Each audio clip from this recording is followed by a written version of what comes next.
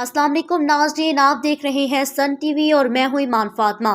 खबर आपको फैसलाबाद के इलाके बाबूवाला से ट्रक नंबर 220 रेबे बाबूवाला की गली नंबर 27 के मकीन सियासतदानों से नाला। MPA मियां ताहिर जमील, MNA शेख खुरम शहजाद और दीगर सियासतदान बाबूवाला के मसाइल हल करने में संजीदा नहीं, ऐसा कहना है बाबूवाला गली नंबर 27 के रिहायशियों का। फैसलाबाद से नुमाइंदा सन टीवी की रिपोर्ट के मुताबिक बाबूवाला गली नंबर 27 के 9 रिहायशी खानदानों ने अपनी मदद आप के तहत 1,20,000 के खर्चे से अपनी गली के सीवरेज का काम करवाकर फीकस घर का 13,000 रुपये की लागत आई। गली नंबर 27 के मकीनों ने इस मौके पर मकामी MPA, MNA, साबिक QC चेयरमैन और दीगर नाम नहाज सियासतदानों की बेहिसी पर अपने सख्त गुस्से का इजहार करते हुए कहा कि जहां कमीशन मिलता है तरक्याती काम सिर्फ वहां ही करवाते हैं।